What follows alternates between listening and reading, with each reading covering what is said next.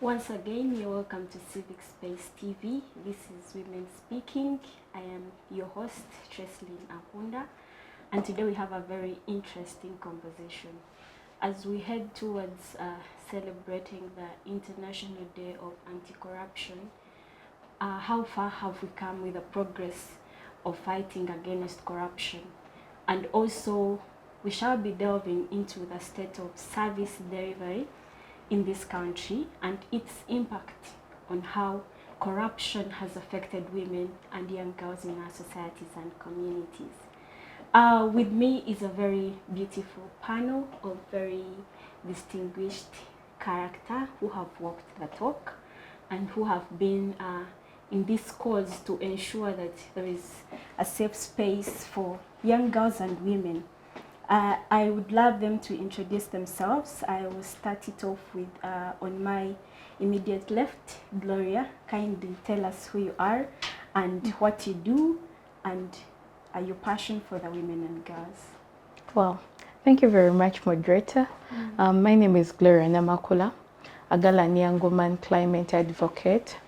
I have a Bachelor of Science in Natural Resource Economics, but currently I'm majoring into climate change and gender, and I'm so passionate about girls and women issues. Yeah, I'm excited to be part of this insightful panel. Thank you very much, Gloria. We are happy to have you join us today, and we are always following the amazing work that you're doing for women and justice, but also under climate. The next on the panel, kindly introduce yourself to us. Hello everyone. As always, I'm happy to be here. I'm Winfred Mugambwa. I'm an ecofeminist.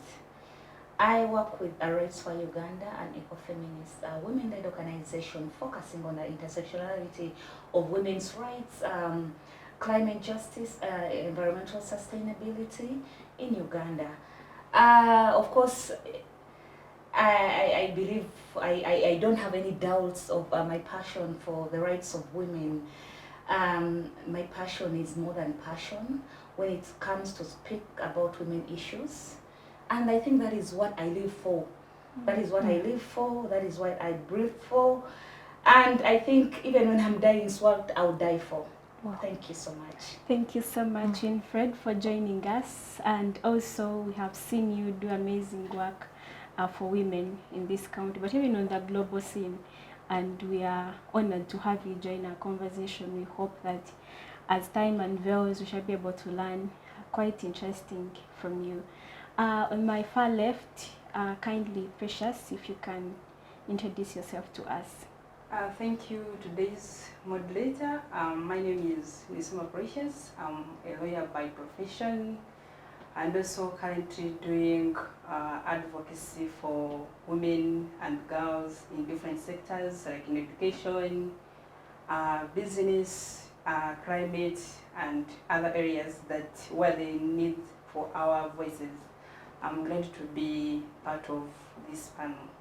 Thank you very much, Precious. We are also very humbled to have you join us. The legal perspective, I hope we shall be able to tackle that later.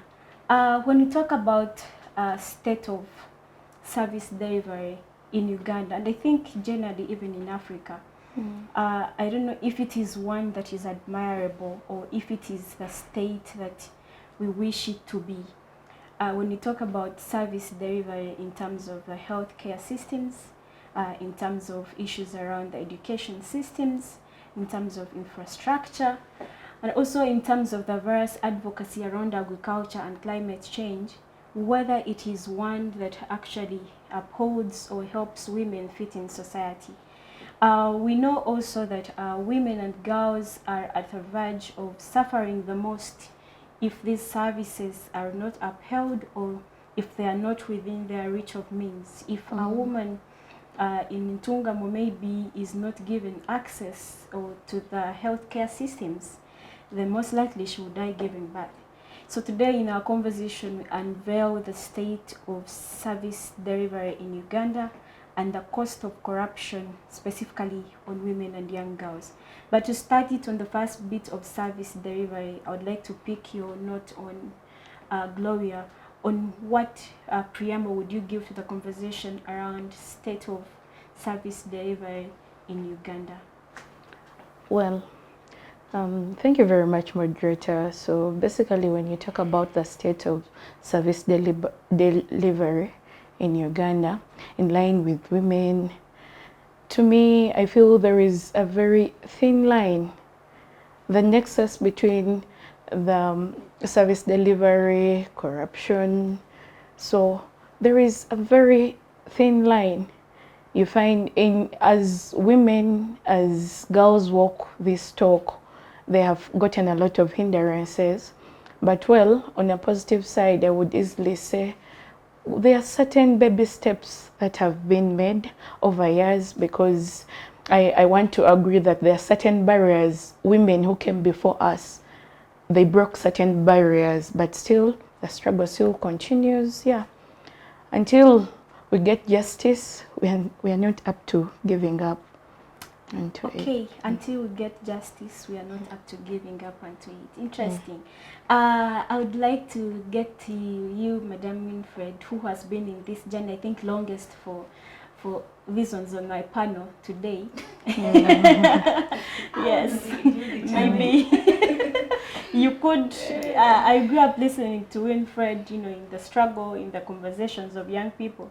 Not to say that by maybe years, but I think by experience you have walked that journey. So I would like to pick your conversation on what you think the state of service delivery in Uganda in the different aspects is. Of course, service delivery in Uganda is compromised by different things. And the major one she has mentioned it is corruption.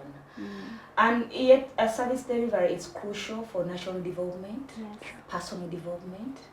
At all levels, it is crucial to have service delivery and quality service delivery. The government and the state are obliged to as the primary duty bearers to provide services, quality. How sample that quality services to all her citizens without discrimination.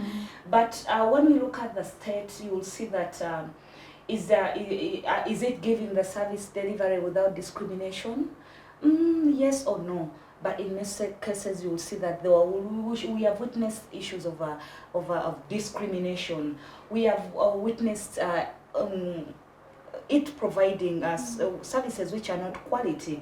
We have UPE, and we have the one for secondary is secondary, right? Yes. But is it because it has to provide quality and equitable service? Are they okay? The government has provided the one for primary and secondary, but the question remains that is it quality is it providing quality education and equitable education to the citizens? No, it is not. And then when we go to health services, which is also they're obliged to provide quality health services to the citizen. Is it providing the quality one and equitable for all its citizens? Truth is, it's no. When we go to security, remember it has to do it to all its citizens without discrimination. Is it Article 21 which talks about equitable and discrimination? I'm not a lawyer, but I believe it's that one. No, it is still. You will see that there will still be that there is some discrimination when it comes there. And then when you go to infrastructures, yes, are they quality? Are they providing quality infrastructures for all the citizens? No, not yet. As much as we have to appreciate that, okay, the government is providing services to the citizens, but again we need to look at how is it effective? Are they quality? Are they at standard? And it's no. And like I say that, what is the state? You asked what is the state. It is the services provided are compromised. I'll speak to corruption. Most of the services have been compromised because of the corruption going on in the country. Because of even you will see that even when the corruption is there is no accountability. Perpetrators are not held accountable. Yes, so the services which are provided don't speak to what the government and the state is supposed to provide. I'll give which later, because the women are the caregivers of their families, are most of the caregivers, not mostly, we've been there, yes, and we are the most people who use, we are the primary users of the public services given, meaning that with corruption, it means that we are the most affected. I'll give a discussion, I'll give an example of a very sensitive case that has been going around. That is around this defilement case for the Hajat case. It is a very crucial issue. This is defilement of a girl. But you would see in that case, the discussion was moved away from the point of this young girl needing to get, first of all, protection from the government. I would look at the state giving protection to this minor. I would look at the service of legal services that speak to this minor. But this case was so much like, now it was diverted to the mother, you know. So everything was covered up. You would see that even some people who are in this case, really, they represent a big number of people. But now the conversation has gone, whether the lady, the Hajat, is wrong, whether he has other issues. But I think the state, at some point, there was some compromise around there. And when we look at such cases provide, they set pace for the next case. They are setting pace for the next woman who will have their daughter defiled. They are setting pace for the next girl who either is going to be defiled and will choose whether to speak about it or not. So with the men, like corruption, because corruption comes dressed in different ways. It could be corruption of money, it could be corruption of trying to corrupt the services, it could be corruption of the system. And corruption within the system, that is where I think the legal bit of it becomes compromised, and that is where corruption, even when we have good laws, when the system is compromised with the actions of the people in power, it gets back to the woman and the next person. And still, the perpetrators are targeting two things. Perpetrators target voice and power. Yes? That is why service providers, quality services are being compromised, because perpetrators are targeting voice and power. They are saying that they're making sure that the voice of women is silenced. They're making sure that we have to divide these women so that, and sometimes if they pass through the services they're supposed to provide. And again, around power, when you will see that they will have to compromise services to still have power over women. That is why we still see that the rate of death at birth is still raising. Yes? For now, I'll stop there. Thank you very much. A quite insightful conversation there. And I think that I do agree with you on the aspect of compromise, because even within organizations that are trying to come through, some of them are compromised sometimes because of maybe there's no political will to see things get done. Precious, what is your view on the state of service delivery in this country? Thank you, today's moderator, once again. Today's conversation is so interesting that it is at the time whereby there's so many questions along the streets, both from Kampala and all other rural and urban areas. And on service delivery, here we have the question, when we're discussing so much about these issues, it's because there is something that is not right, that should be put right. And who should be put right? It is either us, or there is someone that is responsible, that has been given the power and authority to do so. However, there are some challenges along the way, because if we look at the sectors of the country or the departments of the government, talk about the judiciary, whereby we run to where we are seeking for fairness and effective justice.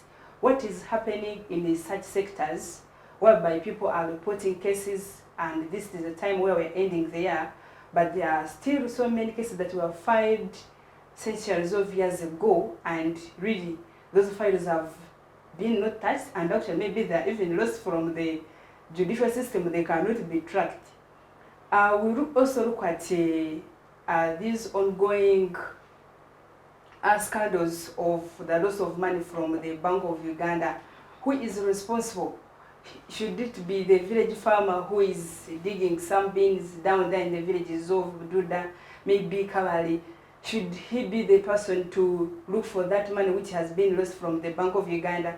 Yet we have the people that sworn in and that were given the mandate to do all the responsibilities. Because we look at the money, how it is getting lost from our own government, yet these are the taxes that are from the people, and people have really surrendered to giving these taxes so that they have proper service delivery. But they tell you that the money is not to be seen, because when you look at the Bank of Uganda Act under Section 4.1 that provide that the Bank of Uganda has the responsibility to regulate the economic system of the government and also monitor and also evaluate together with the Ministry of Finance. But you heard that billions of shillings have been lost from Bank of Uganda. What should be our take? Should we keep quiet? And why are these problems continuing to happen? Is it us the problem? What is the problem? And what can we do? Can't we come together and find a solution? Come to other systems like education, how different policies are coming from nowhere without even consultation, whereby of recent we saw the government that every teacher who is teaching just primary 1 nursery section must have a degree. Why are these policies coming in from nowhere? Because we understand that the law cannot work in space. The law must have something that it is regulating, and it must be fair together with all other principles of a good law. Our policies, are they working for us? Should we need to make an adjustment so that we make laws which are relevant to the ongoing modernization and also in the world of technology? So there's a lot we can really look at when we're looking at service delivery. We have people in positions and also wherever we are, because even if you are having a restaurant, what service are you delivering to the people? Are you being regulated? People who are working under the USB going there for filing different documents, who is monitoring whether the documents are right? Because you have seen very many documents in Ministry of Land whereby they tell you that your land title is fake, but it was issued by the government. So who is responsible for our government and who is responsible for our citizens? Thank you. Oh, thank you, Precious. I think you give a good preamble on how the law has appeared to be a vacuum, yet it intends, to come through, because when we talk about service delivery, we are talking about how are there even cases for those who have violated the delivery sessions, so that we see people being acted on as examples to others. Because if the systems are not fair, and especially the judiciary system, then I think the fight for economic empowerment, the fight for women and the girls that we are fronting might be in vain, because the law plays a crucial part. To get to the nexus between now service delivery and corruption, I know that this government we are in Uganda is one that has done its best to really give women positions, and I would say how most young people say to empower women, but sometimes I feel like it is not actually empowerment. We have women in very, very, very pertinent positions in this country, but also when you look at units that are fronting or championing against corruption, you look at the IGG's office. The IGG is a woman. The deputy is a woman. I think there's another deputy is also a woman. And I also know very many other women in the anti-corruption unit. We also have women in the police force. These are some of the areas where redress could be thought in case of any challenges.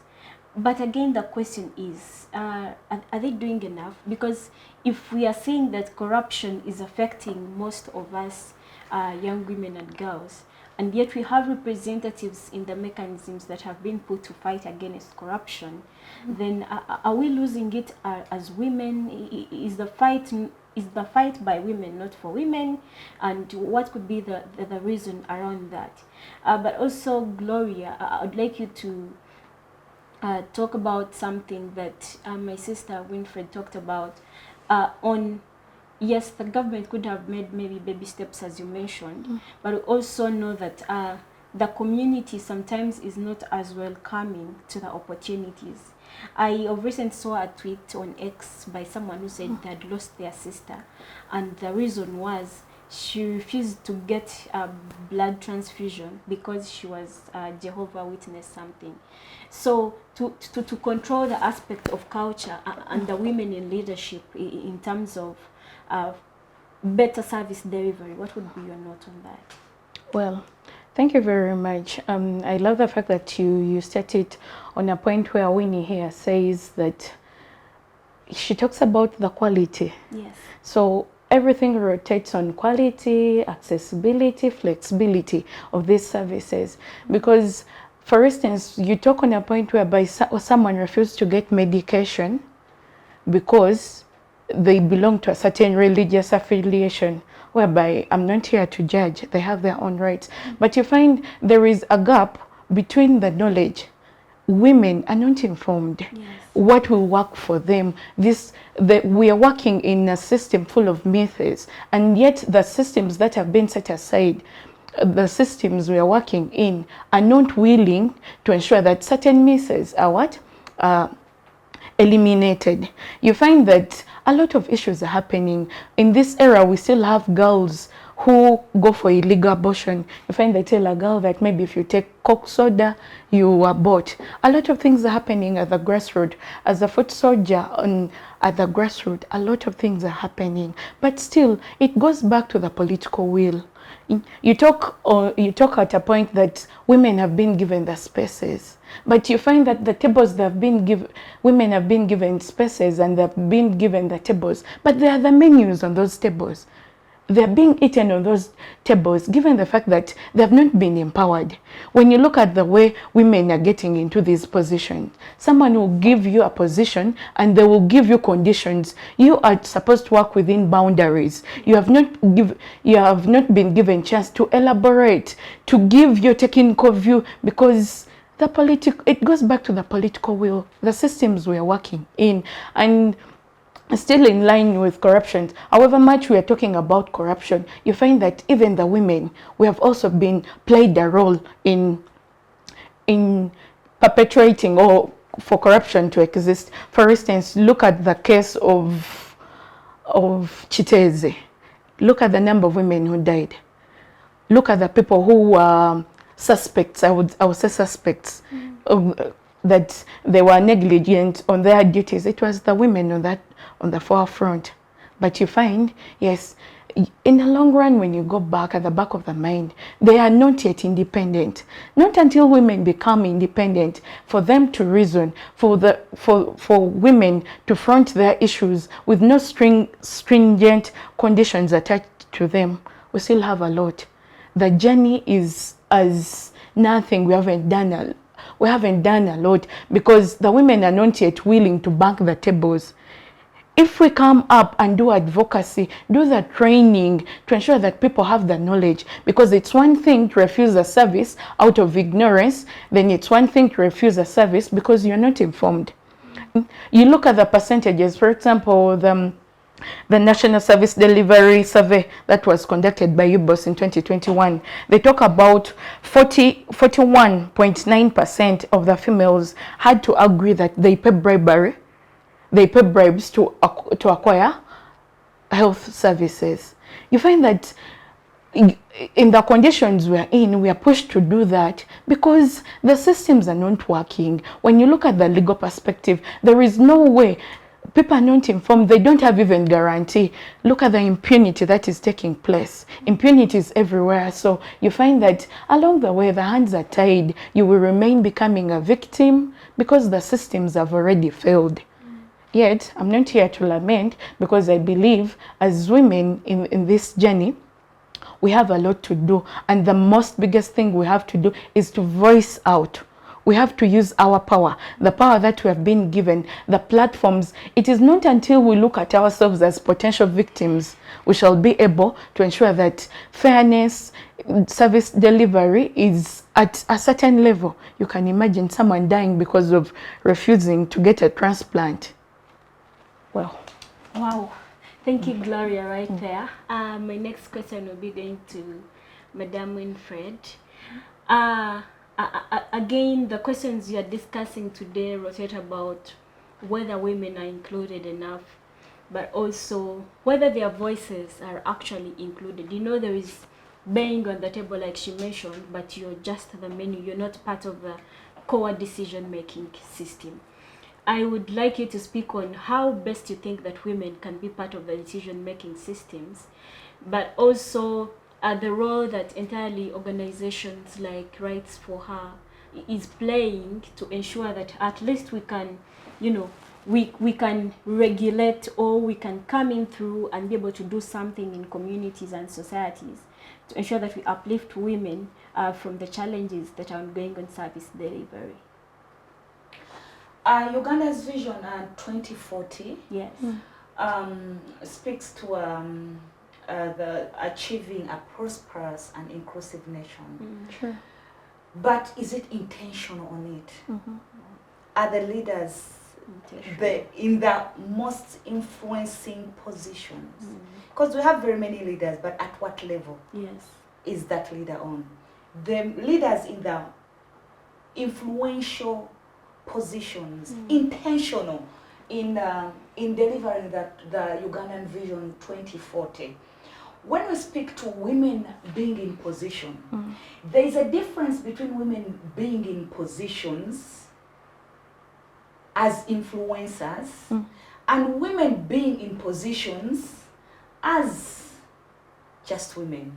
Because this is what Uganda is speaking to. We are being inclusive. And one thing that we have not as a country accepted to have an honest conversation on is around cultural, social and religious norms, which have for long perpetrated women. Many women in positions, to me, I believe, I most times I don't want to judge them. I want to position myself and try to understand them, which is not easy. These are women who are coming from a background of and having different layers of that need to be healed. They are coming from patriarchal societies that have violated them. They are mentally not well. They are put in these positions and they are under control of men. Yes. These women, all the women in position they are under control of men. And like I said in the first place, the perpetrator, even when they have put you in a position, they'll make sure that they control your voice and power. Women in these spaces, the IGG, I believe all women in these spaces are just there as pictures that we have women. And even them, they've not allowed to liberate themselves. Because this starts with you. We have to acknowledge that the women who came before us have done a great job. Women who were there when they were when the Constitution of Uganda 1995, the Winnie Nyimas, the Matembe, Dr. Matembe, the later Cecilia Ogwal, we have to appreciate the contribution they made. They did a lot of work to see that women occupy the spaces where they are in to influence. Now, when a woman gets there, it is now in their mandate to either speak truth to power or to accept being controlled. But again, when we go back to the different environments these women are working from, you will see that there are very many, I feel they are not favorable. I don't want to say it is, but I feel they are not favorable. We've heard of women in such spaces being violated sexually, and we all know that one thing that robs a woman of their voice is harassment. It could be physical, it could be sexual, it could be online, anything robs any, because, but again, I've told you all the other things women have to heal from. So until these women in those spaces agree to speak to power, truth to power, we have seen the IGG come out with different reports speaking about corruption. Yes? And then we've seen her come out and speak. This has gotten off my head, where she said, there's that video, that one where she said that they have to, for them as they're in that position, they have to live the life they live. Okay, there are times they contradict themselves, and you feel like, okay, this is not her speaking. Yeah. I'll still dwell on the IGG because I loved her passion before she took up that position. Sure. I loved her passion before, when she was a member of parliament and coming from the opposition. I loved her passion. What happened to her? What happened to her when she got that position? Is there that, to me, I feel there is something that silences women when they get into those positions. They get compromised. Is it because of what is given to them?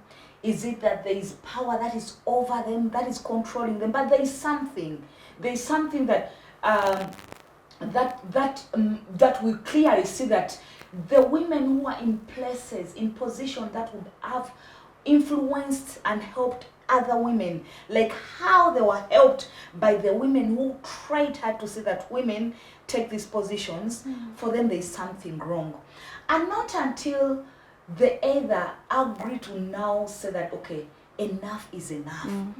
There's that point when someone, that woman, has to say, enough is enough. Yes. We all know that there is a woman who said enough is enough. That is why we are here where we are. That is why we have moved the journey. But right now, when those women say enough is enough, we are fed up of being eaten. We are fed up just being part of the menu. But again, we fight hard and got the women there. Now the difference is, right now we are just checklist. Women are just checklisting. Okay, we are going to talk about women issues, and then we are ticked. Women are in position. How many number of women we have in parliament? Now numbers increased from ABCD. Tick. How many women do we have in the government, ministers? We tick. So we are part of the checklist. Yes, we've moved away from being eaten, but now we have now doubled. As we are part of the men, we are also just a checklist. And until those women say that enough is enough, we have those who helped us get here. How can we now speak to just not being checklists and have women's issues intentionally dealt with? We shall still be just drawing back, because that is where we are now. And the other issue where you asked, what have women rights organization done? Women of organization and women human rights defenders have done a lot. But again, like I said, service delivery, primarily it's the government's obligation. Many women's rights organizations have empowered women. Yes, we are seeing very many. I'm speaking because of the women human rights defenders, because of the women rights organization that empowered me, gave me a voice, brought back my, already I had the voice, but my voice was silenced. But it's because of the women human rights movement that I can speak. We have very many women, I believe you all have that story. We have very many young girls who are speaking right now, grassroots young girls who are speaking. But we have to remember, this is the obligation of the government. Giving services, we have seen very many women human rights defenders provide at the grassroots health services, education. We have seen very many giving education to young girls. But again, it is the obligation of the state. Because even there are places, until the government supports the work of, fully supports, right now we can see that the space is shrinking. Very many organizations and very many women human rights defenders have been silenced because of the laws, because of the state and the environment where we are working from, because of the, that's why I say that we have to honestly speak to how culture, religion, are violating women, are silencing women. Women are not all owning land. And because a woman can be speaking truth to power, and then either the cultural leaders, the husband will be, we are going to chase you away from here. Yes, you're not supposed to own land. They will go silence. So until the government intentionally, as much as we appreciate what it has done to support women human rights defenders and women human rights organizations, there is lack of intentionality. Yes, let the solution and the set speak to the women. When we go to decision making, there's lacking. Inclusivity is lacking. Inclusivity is not speaking to women. The government, the state chooses which kind of woman to include on different tables, to include on different spaces. Is it coming from the bottom to top? No. You see appointment comes from top to bottom. And we have seen for years the governance of coming from top to bottom has affected not only women, but it has affected the development of countries. So until the government starts having the bottom to top solution, or we will see that we will have women. We will decide which women we are sending. The government will not wake up and say we are bringing Winfred Mugamba to represent as a minister. You know, no. Are the women speaking that? Are we involved? Like, yes, we've seen Winfred Mugamba do some work for us. It is okay to give that the woman that position. You get it? Yes. Yeah. Okay. Thank you so much. Thank you. Corruption is still the leading reason as to why women and girls face challenges. And I also equally believe that if money for education system is embezzled, if people run away with money for health centers, again, like I mentioned, then women and girls are going to be homeless. They will not attain their education, which keeps them in the dark and at a point of disadvantage that you will not be able to stand up and speak for yourself. Precious, I would like you to make your comments on what do you think, or how best do you think actually the conversation around corruption, and what's our role play as women to make sure that we at least hold those in power accountable to come to us, because it seems that the fight is about us who are not able to get what we want to come up there. So how best do you think that as women, but also any other woman, even speaking to those in local communities, what approaches would you suggest for them to partake? Because if we understand that these are our issues and keep quiet, then it will not save us. But if you are a community farmer, if you are a farmer in your community and you perhaps are in agriculture, you do not have infrastructure, transportation is not there, it does affect you, and eventually most of the times women are the breadwinners. You have to do these small businesses. What should be our take on having the voices of everyone to ensure that we at least balance this? Okay, thank you so much once again. Yeah, there are so many issues that are rotating around women and our society, and also Uganda and the whole of Africa and all other communities that we have. From the conversation, we have had issues of powerlessness, because we have got issues whereby, yes, we want women in power, and we have got the numbers from different research organizations that somewhere there are women who are in power and these women are not performing. We have got women in power, call it from a family level, because the families that are being led by a woman, but maybe this woman is not performing. Because one time Mother Teresa quoted that if you want to change the nation, go home and change your family. Meaning that there is something that is happening probably in these families. There is something wrong. There is a lot of domestic violence that we are sleeping with. Actually, because you see many women are running to police, and maybe the police is not helping enough so that they can solve those issues. And that's how all the problems are growing from that lowest level to all other levels, including the parliament. Because if we look at the parliament, these MPs cannot perform when they are coming from families where there is violence. If they are not providing enough rights to the women, to the girls, and also other kind of gender, like the boys, how are we going to solve these issues, yet as a family institution, we are not doing well? So we observe that there is a problem of the weak institutions, whereby at this point we need to strengthen the institutions, because the family is an institution. Before we join school, we are at home. Before we go to the university, before we go to financial institutions, before we go to the government in a big perspective, there is that family that need to be empowered. We need to improve on issues of awareness, because you cannot fight for what you don't know.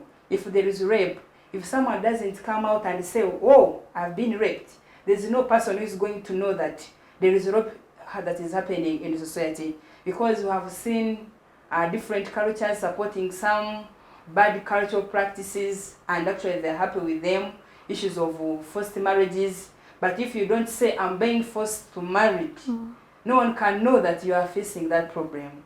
So the only thing we can first do is create awareness to the people, so that they're aware of their rights. What are your rights? Do you know your rights? If you know your rights, at least you can know that, oh, you have violated my rights.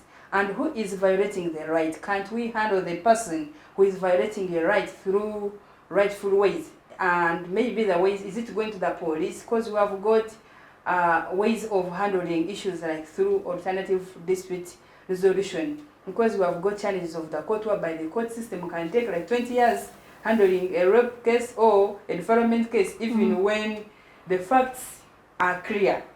But this person needs justice. So we can find alternative dispute resolution like arbitration, reconciliation, and all other engagements. Then also something I want to talk about of maybe how we can end this is to look at ourselves, understand our rights, and we take ourselves maybe to the schools, because currently there is UPE, and there is USE. Then there are different organizations that are supporting students in different universities. Let's open up, because now we are in a world of technology. At least everyone, not everyone, at least the majority of us can maybe go to Google and research such kind of information that is relevant to us, so that you know that I have to go to the school. I have, after primary school, I have to go to the secondary school. And also we have got different government programs. Most of the times we criticize them, but yet actually we are the beneficiaries. Like we have heard of government skilling people through the hubs. And people look at it, others are getting turning skills, baker. But for us, because we are more of politics, we are criticizing. Yet maybe if a person has skills of baking, skills of making a cloth, can find a way of supporting himself right away from the village level, before we come to issues of the parliament and issues of what the government is doing for us. However, the government has a responsibility, provide the best for its citizens. Okay. Yes. The government has a responsibility to provide for the best for its citizens. Article 38 of the Constitution of Uganda also gives you the mandate to hold government accountable, and as a young person, as a woman, you should utilize that and hold them accountable, because service delivery is a question of accountability. Just to have your concluding remarks in less than a minute, our time is fast spent. So I'll start with you, Gloria, your concluding remarks on the conversation. Please keep it short. Well, thank you very much. As we conclude our insightful conversation, I really want to thank my panelists, fellow panelists, and the moderator. You see young women speaking with what? With passion. Meaning not until we get back to the drawing board and have honest conversations and be the whistleblowers of what we see, what is happening. Let us embrace our voice, because the power of the voice is unbreakable. Not until we realize that we have the voice and advocate for what is wrong to become right, we still have a lot to do. Young woman, young girl, wherever you are, embrace your voice. The voice the voice you're having will deliberate you. Thank you. Thank you, Winfred. We envision a world, Uganda, a safe and peaceful Uganda. I Yes. believe everyone. Yes. Whether man, whether old, Yeah. we all envision, because with security and peace, Mm. we have, it means that our wealth, our health, Yes. our well-being is safe. And no woman is safe until all of us are safe. Mm. And the country is not safe until women are safe. True. Because we are the custodian. Yes. We are the majority as like women, even if the youth are the majority, but when you look at the percentages, it is the girl child. Yes. So it is everyone's responsibility, whether you're a gentleman, because you have a mother, you have a sister. So every time you think about perpetrating that person, or keeping a deaf ear about around the violations, or you keep a deaf ear around service delivery, just know that you're putting danger. There is a mother out there you're putting in danger too. And remember, you have a mother, you're from a woman. Sure. For you, a woman who is already in that space, which is already, you're in a privileged space, look at where you came from, look at where you are, and look at the future. Will you be there? Which kind of future are you looking at? So no woman is safe until we are all safe. We have to leave no one behind. We are like that very woman. Thank you so much. Thank you. No woman is safe until we are all safe. Precious, your last remarks? Thank you. As we reach the end of this session, I would like to thank the Civic Space TV for giving us this opportunity to speak to the women in the world. Yes. And also thank all of you for sacrificing your time to come and to speak, because this is one way we can re-advocate for the right society that we want, where women, Yes. with the support of men and the boys, can live a happy life where there is nothing like violation. Yes. I call upon everyone, wherever you are, please use your voice. We don't need a microphone, but we can use our voices. And as we end also, because we started the gender violence, 16 days of the 16 days are ending tomorrow, because we started on November 25th. And we thank everyone out there that has been participating in this, and we must end gender-based violence. Thank you. Thank you so much. Ending violence means that women can access all the rights that accrue to them by virtue of being human beings. So service delivery, if it is denied, then it means that they are denied their rights. I'd like to appreciate my wonderful panel. Gloria, thank you so much. Madam Winfred, thank you so much. And Precious, thank you so much. It's been wonderful discussion here at Civic Space TV. We have been discussing the state of service delivery in Uganda, but also the cost of corruption on women. From the few take-homes is that you all can do something. Women can come through and do something. And the struggle against corruption is a struggle for us all, because service delivery is very important for your education system, for your health system, but even for your fairness and justice. We want to thank Civic Space for having us always, but also the Center for Constitutional Governance for making sure that this always happens. It's been Women Speaking. Thank you so much to the producers behind the camera. We wish you the best. Until next time.